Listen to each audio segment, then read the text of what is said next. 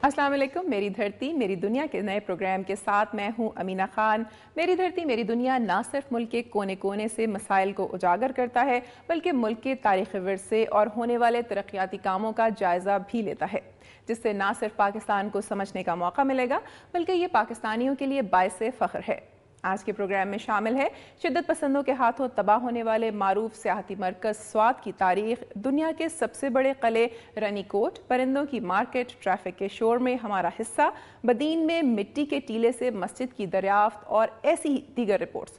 آغاز کرتے ہیں آج کے پروگرام کا اور چلتے ہیں سندھ کی سرزمین کی طرف، جہاں سے آج کے پروگرام کے لیے ہمارے پاس موجود ہیں رنی کوٹ قلعہ اور ڈہرکی کی بے نام کالونی سمیت چند رپورٹس. شہر قائد کے باسیوں کو درپیش مسائل میں سرفہرست مسئلہ ٹریفک جام کا ہے، جسے حل کرنے کے لیے شہری حکومت نے گزشتہ 4 برسوں کے دوران اربوں روپے کی لاگت سے شہر کی سڑکوں کی تعمیر نو کی. عالمی معیار کی سڑکوں کی تعمیر کے باوجود شہریوں کو ٹریفک جام کے عذاب سے نجات نہ مل سکی. اس کی بڑی وجہ اہم اور مصروف ترین شاہراہوں پر کار پارکنگ ہے. نیو ایم اے جینا روڈ سے گزرنے والے شہری خاص طور پر اس عذاب سے دوچار ہیں، جہاں درجنوں کار شو رومز مالکان نے اپنی گاڑیاں سڑک پر کھڑی کر رکھی ہیں. ماضی میں سابق ٹاؤن ناظم کی جانب سے ان شو رومز کے خلاف کارروائی کی گئی اور کئی گاڑیاں بھی ضبط کر لی. تاہم موجودہ ٹاؤن ناظم کی لاپرواہی کے باعث شو رومز نے دوبارہ گاڑیاں سڑک پر کھڑی کرنا شروع کر دی، جس کی وجہ سے دن کے اوقات میں یہاں بدترین ٹریفک جام رہتا ہے. ٹریفک پولیس کا کہنا ہے کہ انہیں لفٹر اور افرادی قوت کی کمی کا سامنا ہے. اگر یہاں سے گاڑیوں کی پارکنگ ختم ہو جاتی ہے تو ان کے لیے بھی آسانی ہو جائے گی. شہریوں نے ناظم شہر سے اپیل کی ہے کہ نیو ایم اے جینا روڈ سمیت شہر کی تمام شاہراہات پر کاروباری مقاصد کے لیے کی جانے والی پارکنگ پر فوری طور پر پابندی عائد کرے، تاکہ شہری حکومت کی جانب سے کی جانے والے ترقیاتی کاموں کے ثمرات سے بہرہ مند ہو سکیں. کیمرامین حسنین بلگرامی کے ساتھ محمد محسن، دنیا نیوز، کراچی. بدین جسے ٹیلوں کا دیس بھی کہا جاتا ہے، حالیہ دنوں میں بدین گاؤں آسیلی کے قدیم مٹی کے ٹیلے سے گاؤں والوں نے خود ساختہ کھدائی کر کے قدیم تہذیب کا ایک بہت عمدہ شاہکار مسجد دریافت کی ہے.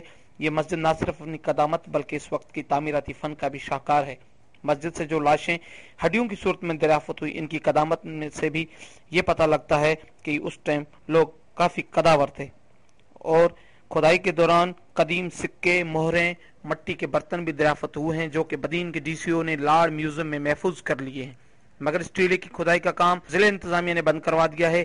اس مسجد سے ملنے والے سکے پر محمود شاہ مغل اور دوسری جانب ہاوس 830 ہجری لکھا ہوا ہے. ماہرین کا کہنا یہ ہے کہ ہاوس کے نام کا سکہ، جو کہ محمود شاہ رنگیلے کے دور سے تعلق رکھتا ہے، اس مسجد کے علاوہ یہ ٹیلا تقریباً 1 کلومیٹر کی لمبائی پر مشتمل ہے، جس سے اگر کھدایا جائے تو تہذیب کا ایک بہت بڑا شاہکار اور شہر خاموشاں دریافت ہونے کے امکانات ہیں. یہ مسجد ایک تاریخی مسجد ہے، لیکن محکمہ ثقافت نے اس کی جانب توجہ نہ دینے کی وجہ سے یہ زبون حالی کا شکار ہے.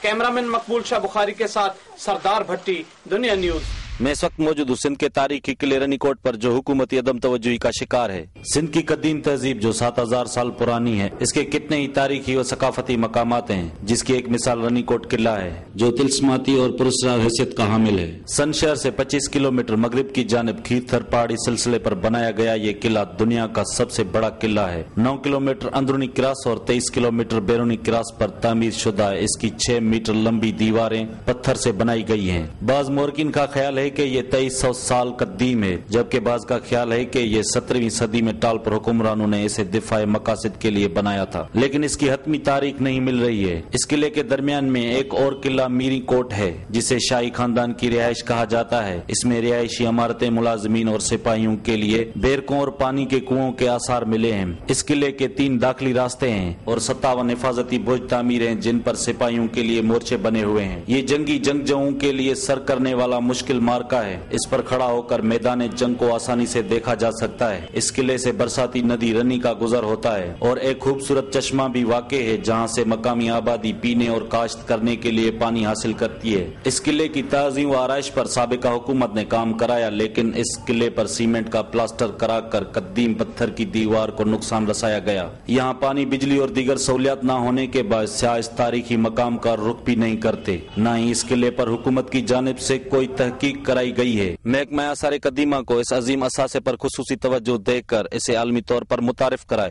تاکہ ملک کی سیاحت کو فروغ ملے. کیمرہ مین لطیف سولنگی کے ساتھ فاروق احمد بلوچ، دنیا نیوز، رنی کوٹ. شاہ عبداللطیف بھٹائی کے 266ویں سالانہ عرس کی مناسبت سے میلے میں سندھ کی ثقافت کو اجاگر کرنے کے لیے ثقافتی میلہ بھی لگایا گیا تھا۔ اس موقع پر ثقافتی گاؤں بنایا گیا جس میں سندھی خواتین کے ہنر کو نمایاں دکھایا گیا۔ میلے کی خاص بات یہ تھی کہ اس کے فنکاروں نے معروف لوک فنکار الن فقیر کے علاوہ جلال چانڈیوں کو بھی پورٹری کیا، جسے میلے میں آنے والوں نے بڑی دلچسپی سے دیکھا۔ ثقافتی گاؤں میں سندھ کی اجرک اور ٹوپی کی بھی نمائش کی گئی جس کو پاکستان بھر سے آنے والوں نے بڑی دلچسپی سے دیکھا اور سراہا۔ سانگڑ سے اشفاق سلہری، دنیا نیوز۔ ملک بھر میں بچوں کی بیماری تھیلیسیمیا پر قابو پانے کے لیے حکومتی اور نجی سطح پر کوششیں کی جا رہی ہیں، تاہم ملک میں اب بھی تھیلیسیمیا مراکز قائم کرنے کی ضرورت روز بروز بڑھتی جا رہی ہے۔ ملک بھر کے چند شہروں میں تھیلیسیمیا سینٹر قائم ہیں، جس کی وجہ سے دور دراز علاقوں سے تعلق رکھنے والے مریضوں کو بے شمار مسائل کا سامنا ہے۔ اسی طرح سندھ بھر میں بھی محدود سینٹرز موجود ہیں۔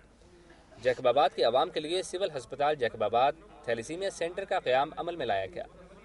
اس سینٹر میں اس وقت بلوچستان کے دور دراز شہروں کے علاوہ سندھ کے دور دراز کے کئی شہروں سے تعلق رکھنے والے مریض بھی استفادہ حاصل کر رہے ہیں۔ جیکب آباد کے عوام کی دیرینہ خواہش کو پورا کرتے ہوئے جیکب آباد سول ہاسپٹل میں بھی تھیلیسیمیا سینٹر کا قیام عمل میں لایا گیا ہے۔ کیمرہ ٹیم کے ساتھ ایم ڈی عمرانی، دنیا نیوز، جیکب آباد۔ میں اس وقت موجود ہوں حیدرآباد میں 25 سال سے تواتر کے ساتھ لگنے والے جانور بازار میں۔